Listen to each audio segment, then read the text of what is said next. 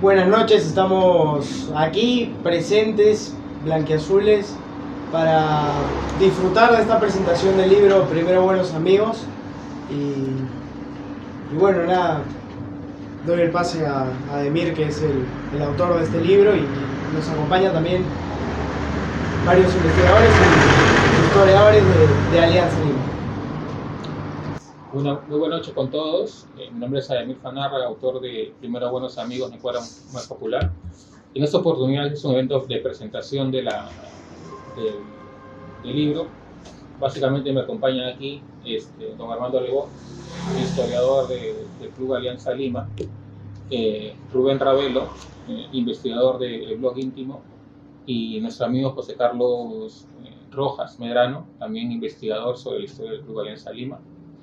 Básicamente voy a dejar el pase a ellos para que puedan, primero a don Armando, para que pueda dar sus palabras sobre la labor que venimos realizando. Él básicamente nos ha apoyado durante todo este tiempo que hemos desarrollado este trabajo de investigación, ha complementado lo que hemos venido trabajando durante todo este tiempo en materia de lo que es conocer un poco más la historia del Club Alianza Lima.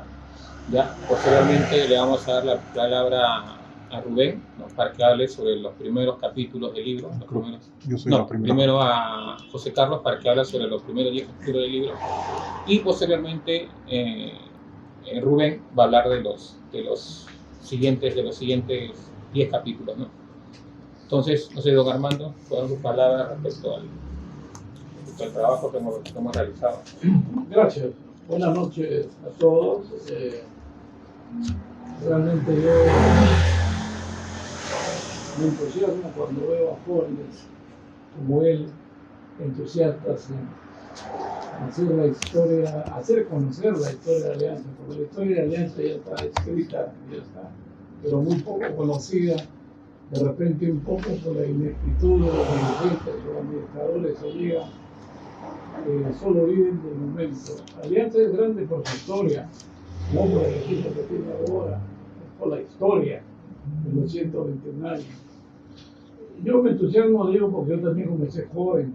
Yo tengo casi más de 40 años buscando las raíces del 15 de febrero, viernes 15 de febrero de 1901. Lamentablemente en esa época el ciclismo era la novedad en el Perú y hay muy poco o casi nada del 15 de febrero, día viernes. Yo tengo desde el 18 de septiembre de 1904 la ficha de todos los partidos jugados por Alianza Lima. Con investigación, como les digo, en biblioteca, como historiadores en más de 30 años, y vuelvo a repetir mi alegría de ver a jóvenes interesados en hacer conocer la historia de nuestro club. Creo que en el Perú nos vamos a centrar. No hay equipo que tenga la tan rica historia como tiene Alianza desde su fundación hasta estos momentos que vemos los estadios con quien juguemos, los estadios llenos. Ir al fútbol ahora es una fiesta. Para los aliancistas es una fiesta ir al estadio Alejandro Villanueva. Y el trabajo que hacen, saben ellos, mi absoluta colaboración. No tengo el mínimo interés de decir no toques eso, tócalo, no. El testigo, ahí está todo el trabajo que lo he realizado, no solo yo, sino que en mis buenos tiempos contrataba a jóvenes periodistas que ahora son grandes periodistas para hacer una labor día a día de biblioteca. El sueño mío ojalá se cumpla por Alianza, no tanto por mí, porque el museo lleve mi nombre. A esta edad ya hemos recorrido todo.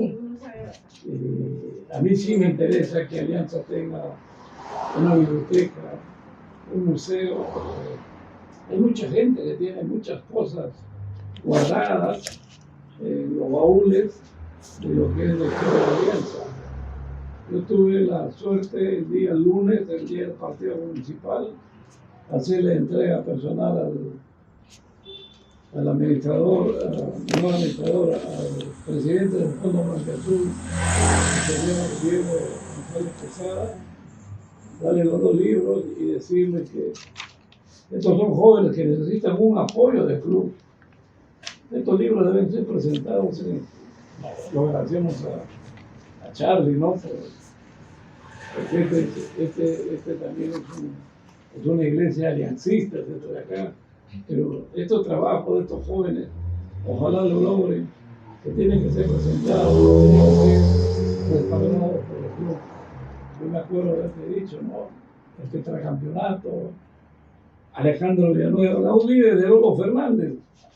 Después, nosotros tenemos a Alejandro y 50 más tenemos. Pero es bueno que la gente joven conozca la historia de nuestros jugadores.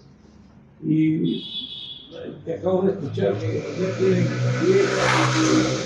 10 libros ya. Y la manera como, a mí me encanta la manera como está escrito, es ágil, la lectura, no es una lectura pesada, sintetizada, y yo no tengo ninguna duda de decir que es un trabajo excelente, que realmente hace conocer a la historia del club Alianza Lima. Ojalá dentro de poco pueda Alianza tener primero una biblioteca, y creo que estos libros de estos jóvenes tienen que ser puestos y vistos ahí por el hinchada de Alianza. Gracias por tu invitación. Muy agradecido con don Armando. Yo tuve la oportunidad de conocerlo personalmente allá en el 2018, cuando tanto él como Víctor Rostán y Rodolfo Bazán y Juan de la Vega fueron invitados de parte del club para presenciar el partido contra Boca Juniors en el palco del Estadio Nacional. Y ahí tuve la oportunidad de conocerlos. Tuve la iniciativa un poco a través de redes sociales de movilizar esa idea de que los 6 jugadores de Alianza que habían logrado ganar el partido en la Bombonera sean invitados a ver el partido en el Estadio Nacional.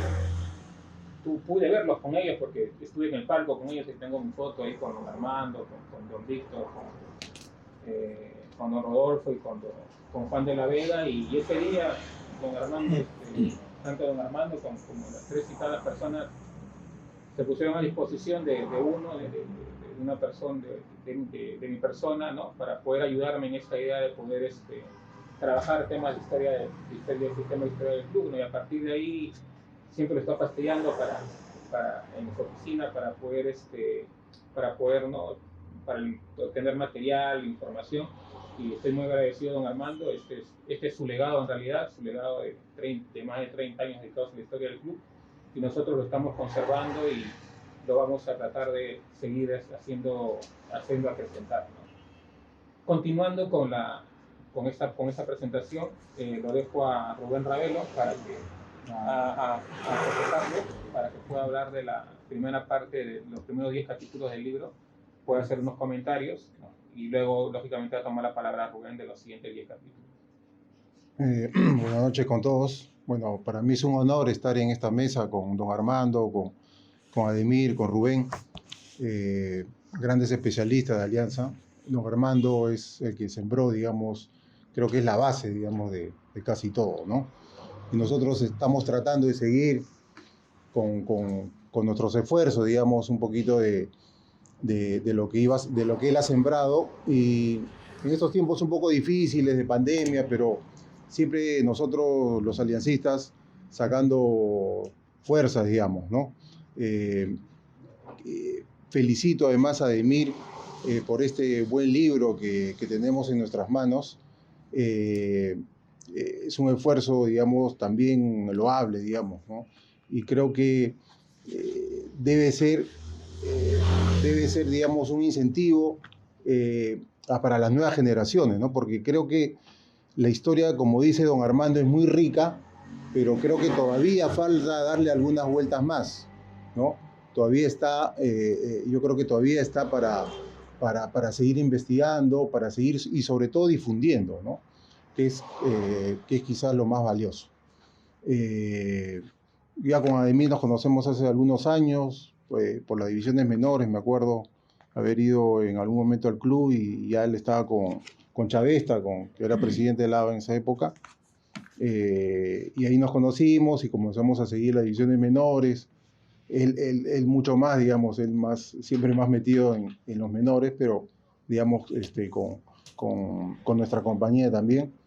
Y bueno, y desde ahí siempre hemos ido conversando de estos temas con otros amigos también, ¿no? Entonces, creo que esto después de varios años va dando su fruto. Yo también publiqué hace algunos años un libro sobre también parte de la historia del club, y así creo que en los próximos años se puede ir dando algunas cosas más. Los amigos del blog Íntimo también han publicado el libro sobre el último campeonato, y yo creo que los esfuerzos, tiene que haber esfuerzos mancomunados, ¿no? Porque son 121 años que una sola persona no lo puede hacer de ninguna manera, ¿no? Es imposible, rebasa toda posibilidad intelectual, material, ¿no es cierto? Entonces creo que hay que ir haciendo nuestros esfuerzos, tanto individuales, pero en conjunto también, en algunos momentos. Bueno, a mí me ha tocado la primera parte, que son estos 10 primeros capítulos, que, digamos, en conjunto el libro lo que hace es, digamos, nos cuenta una historia, quizás una parte menos conocida, digamos, de la historia del club, ¿no? Porque casi siempre hacemos referencia a los momentos más gratos, como es parte del ser humano, conocer los momentos donde se campeona, los momentos, digamos, felices, digamos, ¿no? Pero toda historia también tiene su parte quizás no tan feliz, que es importante también conocerlo. Entonces, Ademir lo que nos va a contar es la historia posterior al tetracampeonato del año 31, 32, 34, y él va a ir hilando, digamos, la historia sobre todo concentrándose en un primer momento en la baja, esta famosa baja de categoría donde jugamos en el Potao, y después estos momentos de crisis que vive el club en esa época, y sobre todo en los principios de los años 40, donde prácticamente estuvimos, como se dice coloquialmente, en la lona, ¿no? Y pudimos hasta desaparecer, o quedarnos con equipos muy debajo, digamos, con equipos chicos, digamos, ¿no? Como un Sucre, como un Iqueño, digamos, ¿no? O como un Ciclista, que también tuvo su buena época, pero que después decayó. Entonces, Alianza estuvo en esa delgada línea roja, Entonces, y mi parte termina en esos inicios donde va llegando una nueva directiva, digamos, primero con Parra y después con Mulanovic, y ya esa parte más, digamos, los inicios de este nuevo proyecto de Alianza, que trata de reflotarlo, ¿no? Y que lo logra en gran medida. Ya después viene Rubén con la última parte, que es ya el campeonato del 48, etc. Sobre la baja, Ademir nos describe de manera muy interesante todos esos momentos que se vivió en el año 38 y después ya en el campeonato de 39, en la primera división, ¿no? Hay una idea, digamos, bastante establecida sobre la baja de la Alianza, ¿no? Se ha señalado, creo que todos hemos vivido esa parte de la historia, que el club, digamos, la vieja generación, digamos, de los años 20, a partir del año 27, que se inicia el equipo de oro, esa generación prácticamente no dejó al club, o digamos, no dejó pase a unas nuevas generaciones y a un nuevo recambio.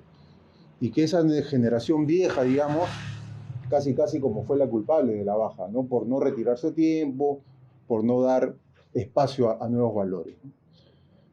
Pero uno mirando bien y digamos, mirando el libro, uno puede ver cómo en realidad siempre ha habido ese recambio, ¿no?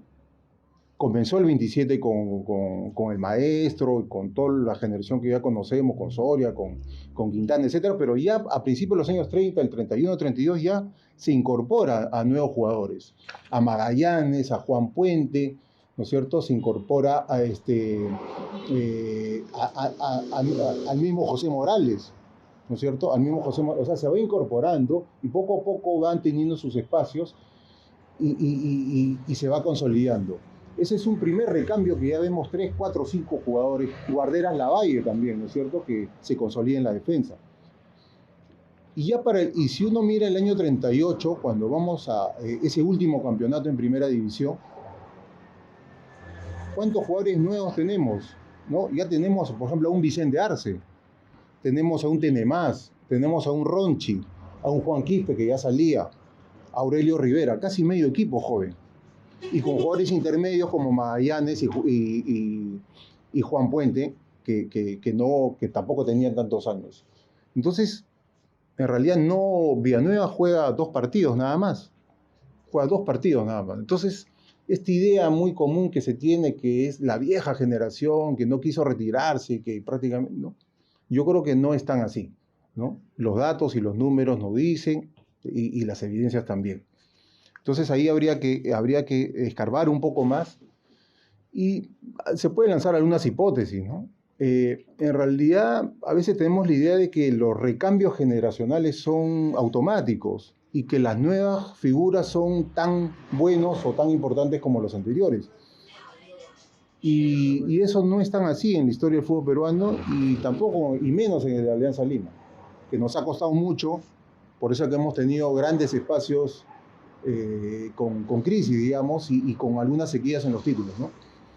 Habría que ver si esta nueva generación en realidad tenía la talla suficiente, ¿no es cierto? Y fueron digamos, no lograron, son 5 o 6 jugadores que digamos, habría que ver si este recambio generacional en realidad nos faltó al punche de jugadores, ¿no? Esta es una primera idea de ver de que los recambios generacionales no son tan automáticos y no nos garantizan nada tampoco, no necesariamente, ¿no? Un segundo elemento es que en esa época nosotros tenemos una idea de que contemporáneamente de que los equipos siempre deben ser incluso de fecha a fecha cambiados, no sé, esa famosa rotación que se ahora. Pero en esa época el ideal para constituir un buen equipo era que el equipo, que todo club tenga un equipo base y prácticamente no se cambie. Eso era lo que llevaba al éxito, porque a partir de un equipo base sólido, que se conocieran todos, ¿no es cierto?, va a generar automatismo, como se dice ahora, que se conozcan prácticamente al milímetro. Entonces, en esa época hay un ideal de formar un equipo base que se conozca y que dure buenos años para tener los resultados. Y eso se ha dado incluso en la década siguiente, y eso hasta Almeida lo decía, ¿no? El viejo Almeida decía que tenía que tener un equipo sólido, y eso se ha mantenido durante mucho tiempo, hasta esta época, que ahora ya eso se ha cambiado. Entonces, yo creo que hay que darle vueltas y hay que revisar ese momento de la baja y ver algunos factores. Es cierto también que habían incentivos, que jugadores como Villanueva y compañía, obviamente, en la mayoría de casos vivían del fútbol, y por lo tanto no era tan fácil retirarse, porque de eso prácticamente se vivía, ¿no? También ese es un elemento a tomar en cuenta, ¿no? Un segundo momento del libro es ya una vez disputándose el ascenso, el año 39 en el Potao, ¿no? Y ahí quizás esa parte son las historias más, se combinan, digamos, para esta época. Quizás puede parecer, con toda esta joda que hay, digamos, modernamente, digamos, en las redes, pero creo que ese momento fue importante, y después lo cuentan dirigentes que llegaron en los años 40, que creo que el club bajó con la frente en alto, y eso lo dice Fernando Maguil, por ejemplo, ¿no? Con la frente en alto, porque no se pidió favores, que era muy común en esa época, pedir favores para no bajar. Se aumentaban los equipos, ¿no es cierto?, a propósito, para que algún otro equipo no baje. Entonces Alianza bajó, como se dice, calladito, con la frente en alto, y ese creo que es un punto positivo, ¿no? Y y esa generación con los nuevos valores o con los nuevos jóvenes, creo que se dieron la mano para en un solo año volver a primera división. Y ahí sí vemos el gran aporte del maestro Villanueva, que jugó 11 partidos, anotó 4 o 5 goles, a diferencia del campeonato pasado de primera de la División de Honor, donde jugó muy poco, como hemos señalado. Acá sí prácticamente se puso el equipo al hombro, ¿no? Y jugó casi todos los partidos. Y de ahí hay historias muy bonitas que lo cuenta Ademir en el libro, ¿no? Donde señala cómo esa efervescencia de la hinchada que bajaba pues, de Lima y cruza los puentes de Balta y Trujillo para ver a su equipo, ¿no? Y cómo en algunos partidos, ante ya la falta de capacidad del estadio, los hinchas estaban en los techos de las casas, estaban en la falda del Cerro San Cristóbal, ¿no es cierto?, viendo a nuestro querido club.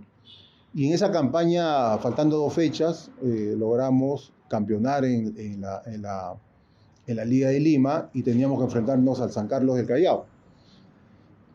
Y en ese interín también hay otra historia que siempre se ha comentado y que también se ha manoseado, ¿no? Que es la temporada, es prácticamente casi uno de los últimos momentos del retiro del maestro, ¿no?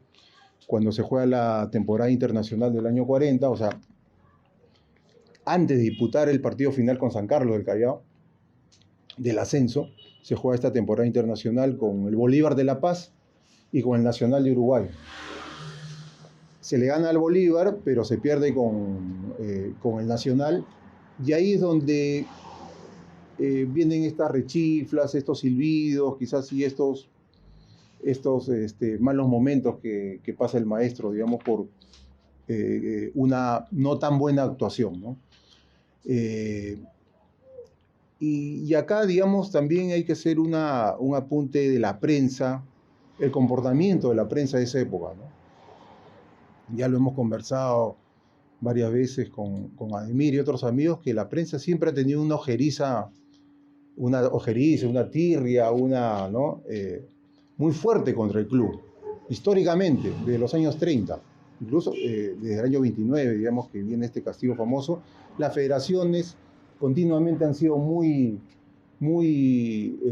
críticas y siempre han puesto cabeza al club, ¿no? Entonces, y la prensa ha sido también un actor muy importante, y en esa época no había las redes sociales, obviamente, y la prensa de alguna manera influía mucho en el público, y el público también no tuvo un comportamiento adecuado, digamos, para el maestro, ¿no? Eso creo que es una crítica. Nosotros no vivimos esa época, pero creo que la debemos tomar como un ejemplo a no seguir, digamos, y siempre tener una consideración y un respaldo con nuestros ídolos, ¿no? Ya lo vemos con Farfán, por ejemplo, ¿no? También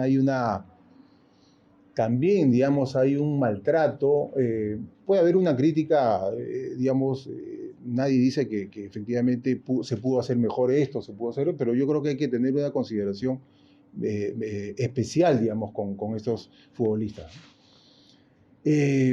Y entonces la prensa históricamente ha jugado un papel muy importante para todas estas crisis que ha vivido el club, ¿no?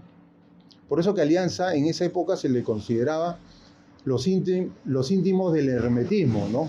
Y eran muy herméticos, no daban declaraciones así nomás, porque sabían que la prensa, digamos, podía distorsionar, podía exagerar muchas cosas de lo que decía, ¿no es cierto? Además no le gustaba todo lo... ¿cómo se le llamaba? A veces despectivamente los negros, ¿no es cierto? Entonces siempre había un roce ahí, muy fuerte. Y además, futbolísticamente la prensa siempre ha tratado, digamos, las críticas que venían a la Alianza es increíble en la época del maestro, es que por no golear, por ejemplo, ¿no? O por no jugar tan bien, ¿no? Entonces se le pedía que sea una máquina, ¿no? Otros equipos ganaban ajustadamente, como la U, por ejemplo, un 2-1, Y para ese 2-1 la prensa decía, bueno, qué buen empuje, qué buen coraje. Pero Alianza ganaba 2-1 y era la decadencia, ¿no? Era la decadencia del fútbol de Alianza, ya están viejos. Seguramente hay mucha indisciplina, seguramente están faltando los entrenamientos. Ya se comenzaba a especular de una manera subrepticia e incluso directamente. Un tercer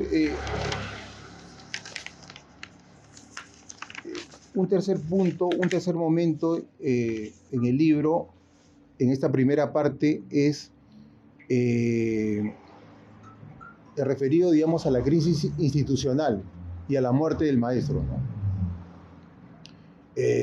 Ademir nos cuenta que en esa época se vivió realmente un momento muy álgido para el club.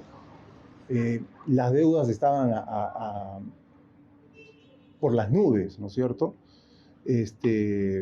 Los locales también, el local que teníamos en la calle Bolívar, la perdimos, si no me equivoco.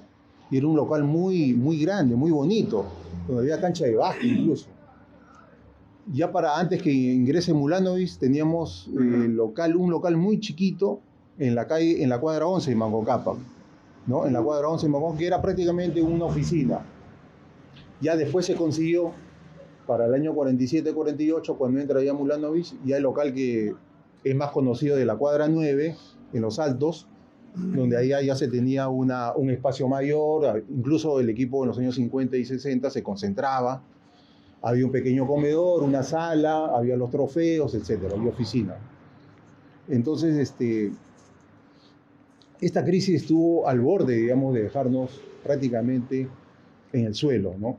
Y ahí viene también el momento fatídico, digamos, de la muerte del maestro. Y ahí sobre eso también hay otro sentido común, digamos, que tenemos contemporáneamente, que es que prácticamente el maestro murió solo, casi sin amigos, digamos, ¿no? En el hospital, ahí recluido. Y sin embargo, la historia es bastante diferente. El maestro siempre estuvo acompañado, y por el club mismo, por sus amigos, por los jugadores de la Alianza y por los jugadores y amigos de otros clubes, incluso de provincia. Se hicieron actividades, hubo todo un comité, ¿no es cierto?, para organizar, digamos, un homenaje y además una recaudación para solventar los gastos del maestro. Se reunió una cantidad medianamente importante, se le entregó a los familiares directos y siempre estuvo ahí, digamos, los amigos, el club estuvieron ahí presentes. Entonces, no murió pues el maestro abandonado ni solitario, sino que estuvo ahí y su muerte fue un gran, digamos, suceso en los barrios de Lima, fue mucha gente, ¿no es cierto? Estuvo todos sus amigos y de otros clubes también, ¿no? Entonces, hay que resaltar ese punto, digamos, del maestro hay que resaltar, digamos, lo que significó para el hincha de Alianza y para el hincha en general del fútbol peruano. Bueno, yo me quedo acá porque creo que ya pasaron los 10 minutos y volveré con un punto de la parte institucional, la primera parte, porque ya después Rubén ahondará más en eso. Sí, ¿qué tal con todo? Buenas noches. Bien, antes que nada quisiera resaltar lo que es la presentación del libro, que me ha encantado. La verdad es que la ilustración, todo lo que puede verse aquí adentro es realmente muy... Se nota que está bien hecho. O sea, ustedes pueden ver, por ejemplo, esta ilustración. O sea, la calidad es muy alta, el estilo muy bien definido, me ha encantado. Soy bastante contento con el resultado de la edición, de la impresión también. Y bueno, para complementar lo que comentaba José y tocar lo que me correspondía, nosotros actualmente, por ejemplo, en el club siempre tenemos una exigencia que es la deportiva y también la dirigencial, ¿no? Siempre estamos hablando en la actualidad, pues, ¿no?, del fondo blanquiazul y de todo lo que envuelve digamos, ese ámbito directivo. Y eso no es por gusto, ¿no? No es porque uno no es porque uno quiera buscar culpables, sino que es imposible que un club tenga éxito sin que los dirigentes estén comprometidos con el club, ¿no? Y luego de la crisis que bien ha comentado José, y que está muy bien narrado en este libro, que de verdad lo recomiendo totalmente, que empieza a formarse, digamos, un fuerte dirigencial muy bien conformado, muy bien estructurado, que tomó decisiones acertadas respecto a la dirección deportiva, que confió en personas que sabían de la idiosincrasia de Alianza, que habían sido jugadores y glorias de Alianza Lima, con títulos, digamos, con varios títulos en su haber, ¿no? Y aquí hablamos efectivamente pues de la figura de Adelfo Magallanes, ¿no? Creo que cobra mucha relevancia todo el trabajo que hizo a partir de esa crisis, ¿no? Es parte fundamental de esa resurrección, entre comillas, de Alianza que tuvo a partir del descenso hacia adelante, ¿no? En esos 10 años, entre descender y campeonar, ¿no? Las idas y venidas fueron muchísimas, y las personas que estuvieron allí, tanto desde la oficina como desde la cancha y el banco, tuvieron que asumir todo lo que venía, asumir además que estaban dentro de un proyecto, y eso es una idea muy importante que hoy en día como que es famosa, ¿no? El proyecto, pero en ese momento como que a lo mejor no lo era tanto, ¿no? Y quiero destacar eso porque don Adelfo pues era un adelantado. Definitivamente justo aquí he resaltado una declaración que tuvo él en el 47 a una revista chilena, donde él indica que los equipos de antes, eso lo dice en el 47, ¿eh? Los equipos de antes jugaban bonito y los de ahora son más prácticos y son más rápidos. ¿No le suena algo parecido a lo que se escucha ahora, por ejemplo? O sea, como que es más físico, ¿no? Como que es más táctico, ¿no? Algo muy parecido, y lo dijo antes de la década de 50. O sea, era increíble, ¿no? La visión de don Adelfo. Y don Adelfo pues empezó pues obviamente la dirigencia pues al mando de Augusto Ulanovich, que creo fue fundamental para este resurgir. Y Adelfo con su, digamos, con su idea, con su, llámalo filosofía, no sé, como quieran llamarlo, ideología, política, como quieran llamarlo, y puso un estilo que creo yo, más allá de buscar gustar, buscaba tener una eficacia y una eficiencia y una solidez defensiva que probablemente nunca se haya visto antes en Alianza, ¿no? Entonces aquí, por ejemplo, vemos las campañas de Alianza a partir de la dirección de don Adelfo, que es en el 46. Vemos, por ejemplo, que su equipo base es bastante parecido, ¿no? Legario en el arco, Cornelio Heredia, Gómez Sánchez, Víctor Peraza, que por cierto, Ademir hace una muy buena semblanza de él al comentar de que Víctor Peraza al principio pues era un jugador que por el amor a Alianza no se dejó vencer por lo poco que en ese momento interesaban las divisiones menores en el club, ¿no? Eso fue cambiando felizmente, pero él no se rindió, siguió en el club y al final pues terminó siendo parte esencial del equipo campeón. En el 46, por ejemplo, quedamos en quinta posición, quinta de 8, ¿no? En el 47 quedamos,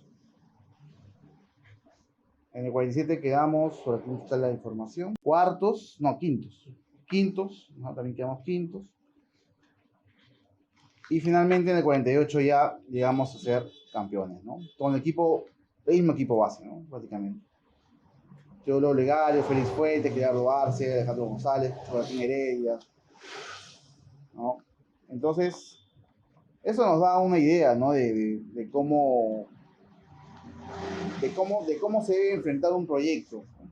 Se debe enfrentar un proyecto de una manera inteligente, de una manera profesional, ¿cierto? Siempre sin vender humo, como se dice, porque tal y como lo dice también aquí en el libro de Emir, se han buscado declaraciones de algún periodista o dirigente que critique de mala manera a Delfo y no se ha encontrado. Y eso porque es una persona que sabe manejarse muy bien, ¿no? En todo sentido. Quería destacar eso, quería destacar lo bien que está relatado todo aquí.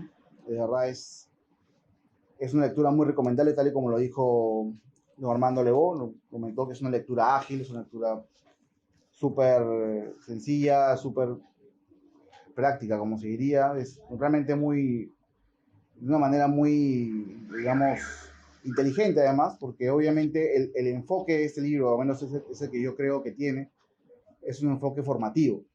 Es un enfoque que busca siempre de alguna manera ligar lo que pasa con el equipo, lo que pasa con la dirigencia y lo que pasa con la hinchada de Alianza Lima, que es lo que también comentaba José, que cuando Alianza baja el potado, comienza la hinchada, tiene que cambiar un poco la ruta, tiene que empezar también a ir a ese estadio, ¿no? Entonces, a esa cancha, mejor dicho. Entonces, para resumir esto, estamos hablando de un libro que explora la década, a lo mejor más explorada de historia de Alianza, y que encuentra historias de verdad apasionantes,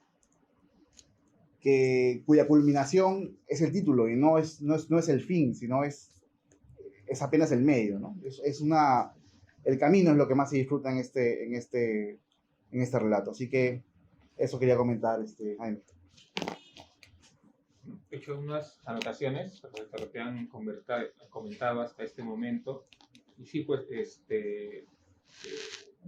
la realidad, el título del 48 es producto o es el resultado de una visión. Es curioso decirlo ahora, ¿no? Decirlo ahora, ¿no? O mirarlo ahora, mirar ese proceso con los ojos de ahora, ¿no? Pero en realidad fue producto de una visión dirigencial de parte de don Augusto Mulanovic, ¿no? Que en realidad, él toma la presidencia de Alianza el año 47, pero es delegado de Alianza desde el año 43. Entonces, él se dedicaba en realidad a defender los intereses de Alianza dentro de lo que era la ANA, ¿no? la Asociación No Amateur de Fútbol. Pues a partir de ahí, él desarrolla algunas serie de acciones concretas. Incluso él tenía mucho del uso personal de cargo, no, sino que usaba el cargo para muchas veces pasar como visión del club su propia visión de las cosas. Ustedes podrían encontrar gente que de repente aquí hace investigación bibliográfica, encontrar, por ejemplo, que en el año 43 él hace una serie de... él hace un documento que es publicado en varias partes en el diario La Prensa, donde él como delegado del club, dice, ¿sabes qué? El fútbol peruano necesita esto. El fútbol peruano necesita el trabajo de divisiones menores, necesita que los clubes se formalicen. Mira, y estamos hablando de un tema del año 40, algo que todavía sigue vigente, o sea, que los clubes se formalicen, que los clubes tengan divisiones menores y que los clubes tengan cancha propia. Y sobre todo, y algo que está en discusión es muy actual, que los clubes manejen sus propios ingresos, es decir. O sea, lo que decía Mulanovic era la discusión que se está empezando ahora con la federación, donde la federación quiere que todo haya una bolsa común. Bueno, en esa época se daba el tema de la bolsa común. Entonces él decía, nosotros como Alianza Lima, que invertimos, ¿no?, en mantener a nuestros jugadores, ¿no?, a mantener a los jugadores de provincias en Lima, que les damos ciertas gollerías que no tienen jugadores de otros clubes, necesitamos manejar nuestros propios ingresos, ¿no?, y tener nuestra cancha propia. A partir de esa visión es que se construye el proyecto de 1948. Y se va a construir el que para mí, porque lógicamente yo he hecho el libro hasta el año 48, pero por un tema de lectura y por un tema de investigación, de repente podía desarrollar una visión que para mí termina siendo el mejor equipo de la historia de Alianza Lima, que es el equipo de los 50. ¿Ya? Tendría que explicarlo, ¿no? por qué, pero para mí el mejor equipo de la historia de Alianza Lima es el equipo de los 50, el que dirige Adolfo Magallanes. Entonces, la base de ese mejor equipo, para mí, de la historia del club, lo construye este proyecto que se inicia en los años 40. Primero, bajo la presidencia ¿cómo se llama? Siempre me olvido su nombre. De Parra del Riego, de Manuel Parra del Riego, y que luego lo va a seguir Augusto Mulanovic. Luego Mulanovic le va a ceder el puesto al general Vázquez Benavides, y luego Mulanovic va a regresar para hacer el proyecto, para dirigir Alianza en los años 60, y a los títulos con Jaime Anet y todo eso. Pero este proyecto institucional, incluso donde ya se hablaba del estadio de Alianza, o sea, cuando Alianza celebra el título del año 48 y le entrevistan a Augusto Mulanovic, él dice, el gran proyecto de Alianza Lima es tener ese estadio propio, y ese estadio se va a llamar Alejandro Villanueva Martínez, en homenaje al ídolo más grande de la historia del club. Entonces, como les digo, ya había una visión, entonces esa visión institucional es la que le permite a Alianza sobrevivir durante tanto tiempo. Otras instituciones no lograron sobrevivir, o lograron sobrevivir muy vagamente, o sea, Municipal, Boys, eran instituciones que institucionalmente no estaban preparadas para afrontar lo que venía en el tema de profesionalismo. Alianza se prepara un poco para afrontar esta etapa de profesionalismo y lógicamente se va a fortalecer institucionalmente. Entonces, este tema de lo que hablamos es sobre el proyecto institucional que tuvo Alianza Lima, ese sueño, esa visión, ese sueño que era tener sus divisiones menores fortalecidas, que era tener su estadio propio, que era manejar sus propios ingresos y todo eso. Incluso, hay dos detalles muy importantes aquí. Es que el año 48, cuando Alianza campeona, es que retornan los torneos de reserva después de 7 años. Torneo de reserva que se juegan totalmente en lo que es el campo aquí en el estadio de Lolo Fernández. Y es en el año 47, 48, que se juega el primer torneo oficial, el primer torneo infantil oficial, o sea, el primer torneo reglamentado. Antes se jugaban torneos no oficiales, amistosos, los equipos infantiles y juveniles se retaban, ¿no? Hoy el equipo del Boy reta al equipo de Alianza para jugar en tal lugar, jugaban. El equipo de Alianza reta al equipo de la U para jugar en tal lugar, se retaba. Pero recién es el año 1947 que se hace el primer torneo infantil reglamentado. Y Alianza campeona ese torneo infantil. Y en ese torneo infantil el goleador es un jugador que va a ser importante en la década de los 50, que es Joaquín Gómez Sánchez, hermano del que en ese momento era el ídolo máximo del Club Alianza Lima, que era Carlos Gómez Sánchez, que en el año 48 se va a jugar a Boca Juniors de Argentina. Entonces, en realidad estamos hablando de un proyecto integral que implicaba tener un plantel amplio. Mulanovic y Magallanes hablaban de tener un plantel amplio de 30 jugadores, decían, entre los cuales estaban, y otra cosa que ha pasado oye, la Alianza es el equipo de los negros. Ese equipo de Alianza era un equipo que tenía jugadores de distintas partes del Perú. Por ejemplo, hay un jugador olvidado en la historia de Alianza, que es Gerardo Arce, arequipeño, que ha jugado más de 100 partidos en Alianza Lima. Y en la historia de Alianza Lima, totalmente. Es más, o sea, si ustedes se dan cuenta del Libro de Oro, Gerardo Arce no tiene una referencia propia, estadística, sobre él. Y es una falta de respeto, la verdad, porque él fue el capitán del equipo del año 48. Tenía de paramonga a este portento de jugador que era Alejandro el Patrullero González, que jugó en los Diablos Rojos de Chiclín, que vino a jugar aquí primero al Sporting Tabaco y después llega Alianza Lima. Tenía a los chinchanos, a los hermanos Castillo, tenía a Cornelio Heredia.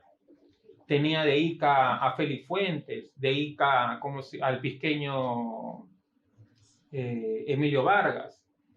El 80-90% de jugadores de este equipo campeón eran jugadores provincianos, muchos de los cuales vivían en el club. Entonces, Alianza era el equipo que representaba a los mejores jugadores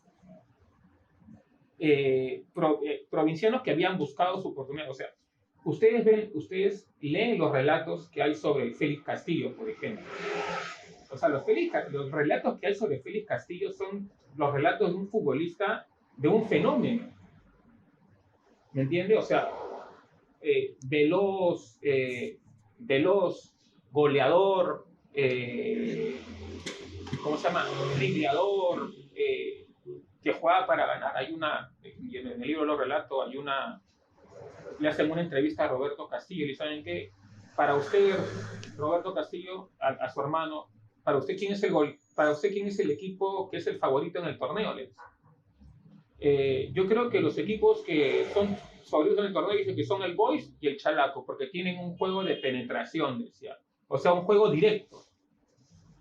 Pero, señor Castillo, ustedes de Alianza Lima, para usted el juego es del chiche, el juego de la guachita, el taquito. No, disculpe, nosotros no tenemos nada que ver con eso. Nuestro juego es de penetración y de llegada al gol. Velocidad y llegada al gol. Nosotros sí podamos hacer taquitos, guachas, cuando el partido ya está decidido, pero durante la competencia no somos ese equipo. Magallanes respalda esa declaración diciendo que a él no le gustaba, por ejemplo, que los jugadores dribleen, decía. Para él el fútbol era un toque y velocidad. Era practicar el fútbol del pase y la velocidad. Ese es el fútbol de Alianza para Magallanes. Y de tener una buena defensa. Ojo que en Magallanes, termino esta parte del relato, en Magallanes actúan varias influencias. En primer lugar, Magallanes es parte de la primera promoción del instituto, una especie de instituto deportivo que se hizo en el Perú. El primer proyecto de lo que sería una escuela de técnicos en el Perú. En el año 46, el Ministerio de Educación crea un primer proyecto de lo que sería una escuela de técnicos en el Perú, donde forman técnicos para el fútbol, para el box, para el básquet, para el vóley y para la natación. Ya. En esa primera promoción, Magallanes llega a estudiar, junto con Juan Valdivieso, junto con Arturo Fernández de la U, que era el entrenador de la U en esa época, que venía desde el año 41, junto con Patuto Arana, junto con Segundo Titina Castillo. Todos ellos se ponen a estudiar en esta escuela de técnicos. Lo segundo es que Magallanes participa en varias giras con Alianza Lima, no solamente como jugador, sino como entrenador también. Participa de la gira de Chile del 47 y participa en la gira de Colombia del 48. Y él lo declara, para mí estas giras me han hecho entender de que yo estaba equivocado, que las tácticas sí son importantes. No solamente es importante la calidad individual de los jugadores, sino que las tácticas defensivas, la defensa de hombre a hombre, la defensa en zona, son importantes para el desarrollo del fútbol. Y lo otro, lógicamente, era su experiencia de liderazgo con los íntimos de la victoria. Muchas veces hemos caído en el tema de que los íntimos eran unos desordenados, eran unos estos, puede ser. Pero Magallanes siempre hablaba del tema de la disciplina. Tiene una anécdota con Juan Quispe. Juan Quispe llega, sucede que en esa época no habían suplentes. En esa época solamente jugaban los 11 y lógicamente el entrenador los convocaba a todos y ahí definía quién eran los 11 que salían a la cancha y listo, ¿no? Llega Juan Quispe a alistarse para jugar. Era un clásico, o sea, ni siquiera era un partido, no sé, contra el último de la tabla, era un clásico que se jugaba. Llega Juan Quispe a alistarse y Magallanes dice, compadre, usted no va a jugar hoy día. ¿Pero por qué? ¿Por qué, Adelfo? Porque usted no ha entrenado la semana. Entonces usted no va a jugar Guillermo Llenó, el defensa también de Alianza que llega en los años 40, Guillermo Llenó, va a jugar él. Y curiosamente, Guillermo Llenó juega ese clásico, que es el primer clásico que Magallanes gana como director técnico de Alianza, lo gana 3-0, y Guillermo Llenó es la figura del partido. Y en la semana siguiente, y durante la semana la entrevista. Y Guillermo Llenó dice, ¿sabes qué? Yo felicito lo que el trabajo que está haciendo Magallanes, porque en realidad lo que se necesitaba aquí era poner disciplina.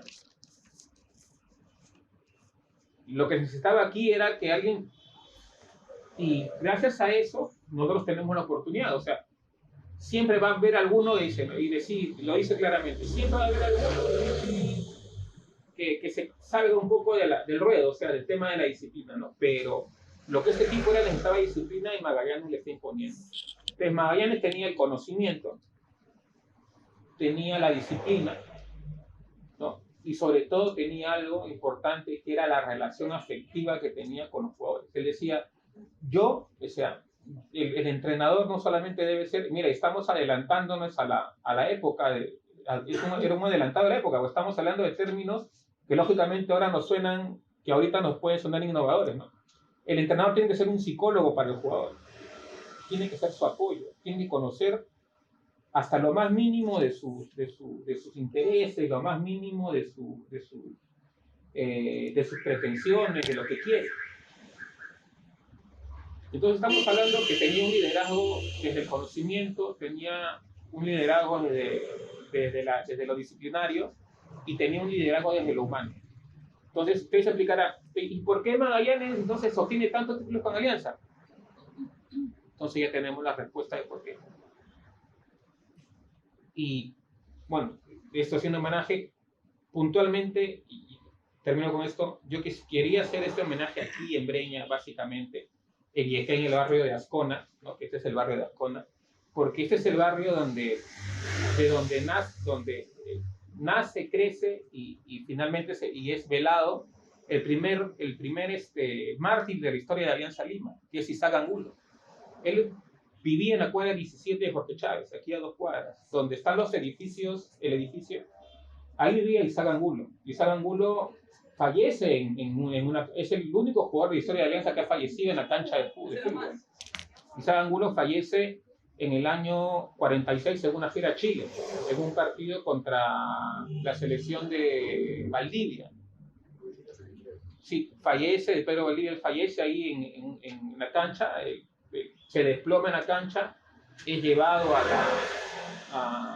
en ambulancia al hospital y durante el trayecto fallece. El equipo sigue jugando y cuando el equipo sale de la cancha, en el camarín recibe la noticia de que Angulo había fallecido. Angulo fallece, y aquí viene un tema bien curioso, de la relación entre la hinchada y el equipo. Habían 3 jóvenes que se habían ido como polizontes,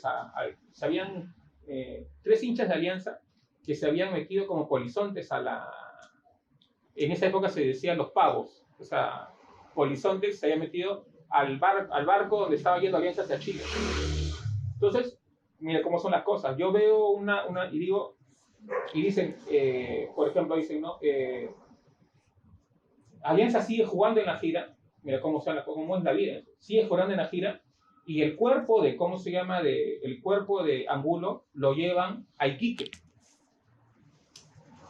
Y en Iquique dicen, ¿sabes qué? Ha llegado el cuerpo de Angulo, lo velan el cuerpo de Angulo, lo entierran en un lugar reservado, ¿no? para peruanos en ese momento, un entierro provisional, lo entierran, ya, y dicen, ¿no? Y lo acompañan 3 jugadores de Alianza. Y ninguno respondía al nombre de jugadores de Alianza que habían ido a la gira. Oye, qué raro, digo yo, ¿por qué? Si ninguno de los 3 que menciona este artículo son los que están dentro de la nómina oficial del club. Entonces, ¿qué había pasado? Los jugadores se habían quedado en la gira disputando los partidos y habían mandado a estos 3 hinchas que habían ido con polizontes, los habían mandado a representar al Club Alianza Lima en el velatorio de... Cuando el equipo termina de jugar sus partidos una parte de la gira, el equipo va al encuentro de Angulo a Iquique.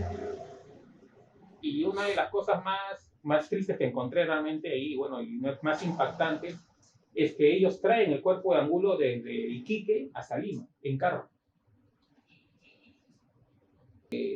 Se hacen las gestiones, el papá públicamente en Lima pide que por favor le traigan el cuerpo de su hijo. Él no quería que su hijo sea enterrado en Iquique, quería que su hijo sea enterrado en Lima. El equipo no tenía plata, miren cómo son las cosas, no había plata. El equipo sale de Iquique, se va a Tacna, y en Tacna, para recabar fondos, decide jugar contra la selección de Tacna. En Lima los critican porque dicen que no habían pedido permiso. Pucha, jugaron nada más, pues, ¿no?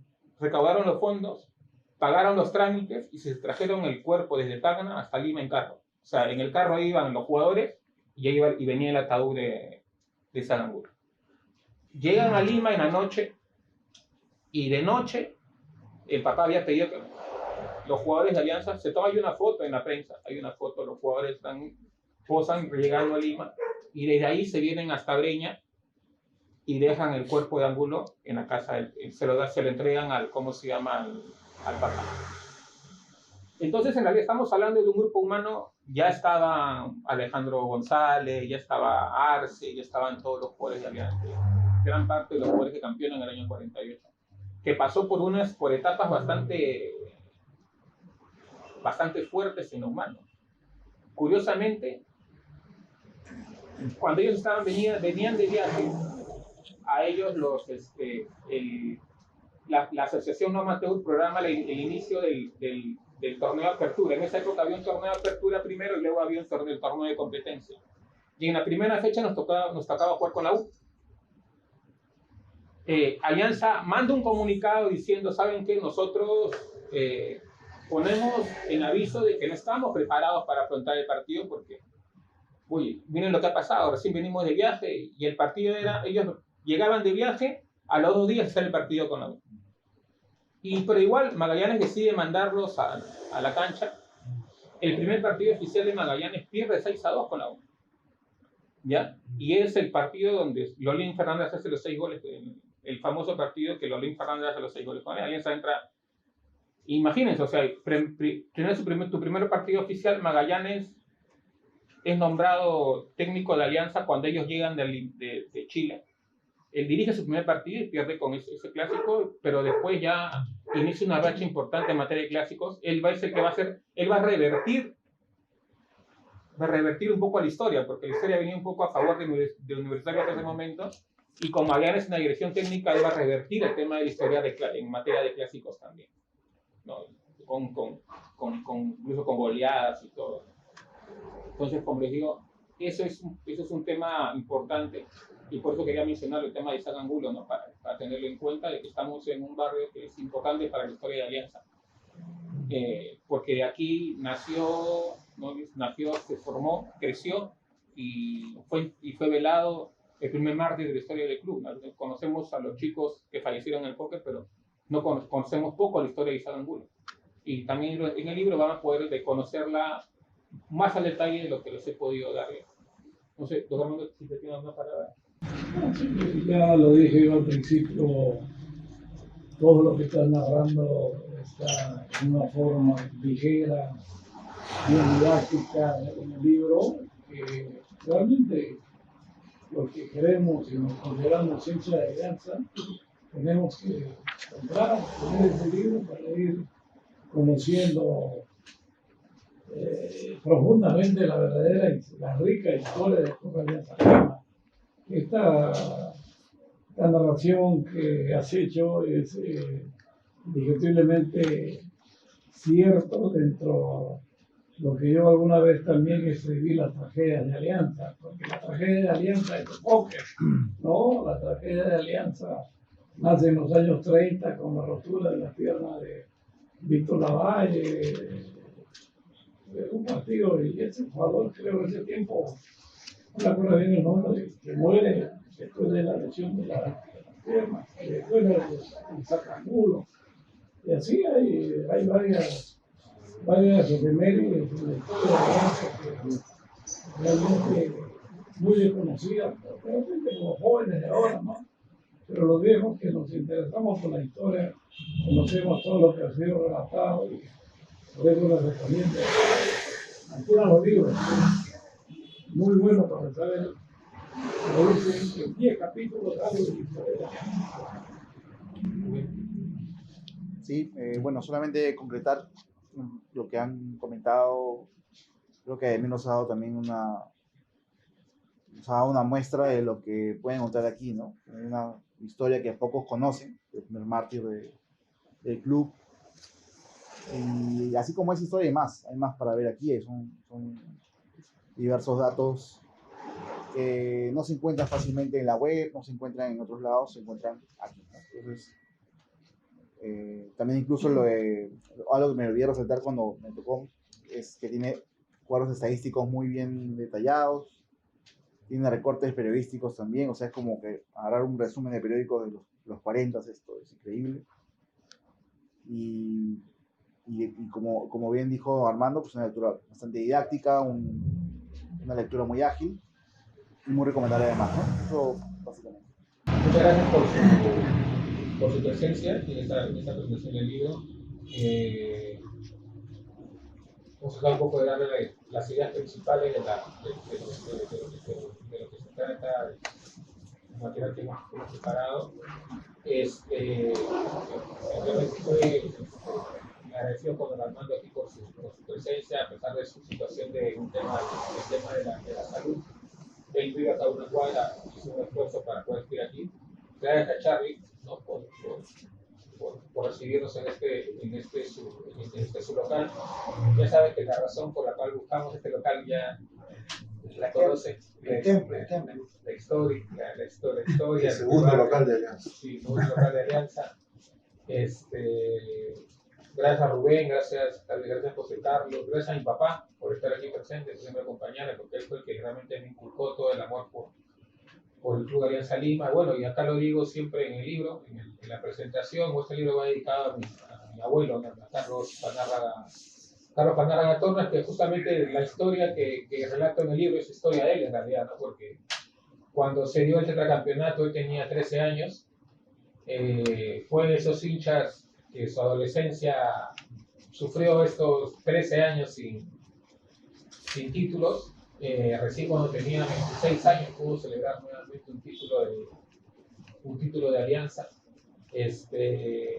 Y yo sé que, bueno, es un apasionado del club, un admirador ferviente de Carlos Gómez Sánchez, era su hincha. Su ídolo. El único jugador que él conservaba una foto firmada hasta de anciano ya, era de Carlos Gómez Sánchez. Él tenía su foto de Carlos Gómez Sánchez en su cuarto, en un cajón. Tenía guardada la foto de Carlos Gómez Sánchez firmada, ¿no? Porque él era mi abuelo era canillita, vendía periódicos en el cruce de la avenida Tacna con Ciudad Moquegua. Y bueno, dedicarle a él este libro, dedicarle este libro a esta presentación.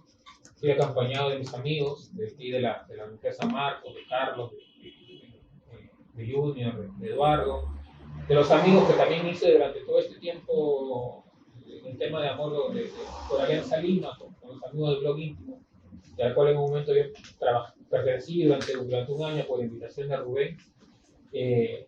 En realidad, y decirlo, ¿no? Si gran parte yo estoy acá es por Rubén, porque en realidad yo era una persona que escribía, que comentaba las publicaciones del blog íntimo ya en el año 2013, ¿ya? Y Rubén un día me escribe, ¿sabes qué? Oye, algo así como que, bueno, sí, estoy de acuerdo con lo que dices, vamos a reunirnos, ¿no? Y no se daban las reuniones, no se daban las reuniones, y un día iban a reunir a las páginas de Alianza por el tema del campeonato para presentar el tema de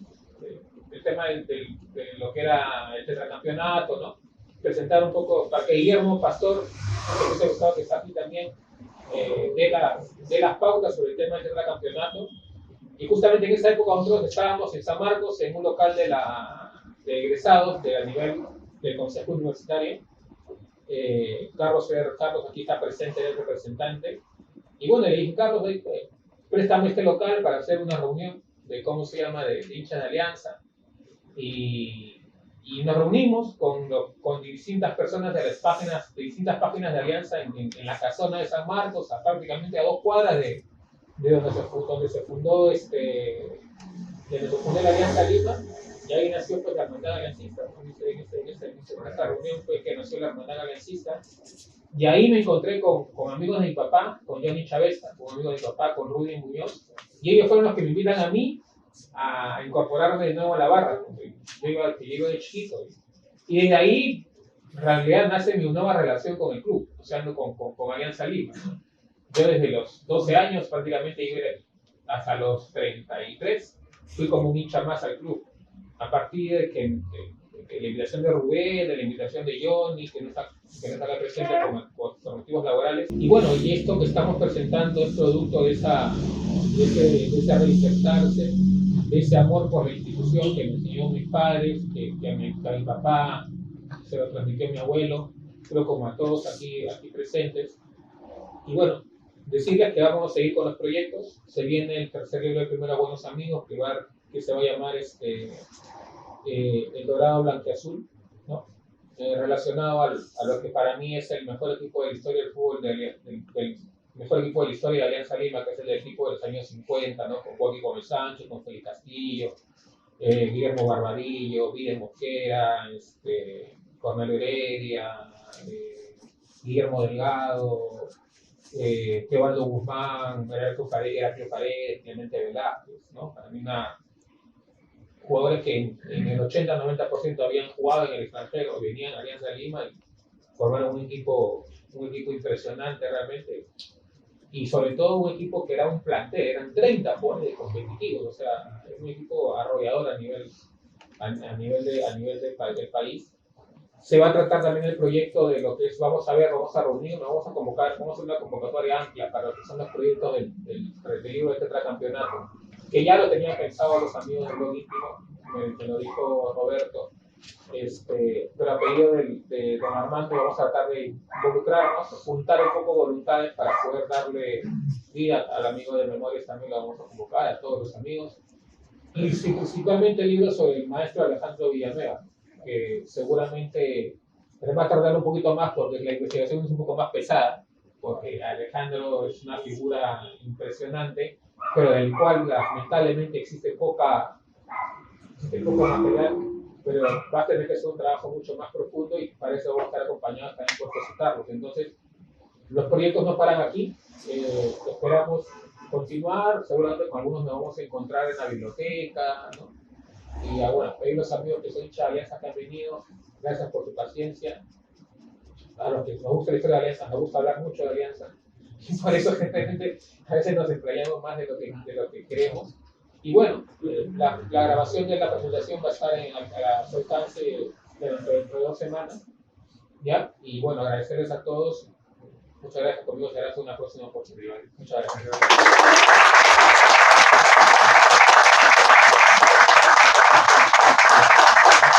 Thank you.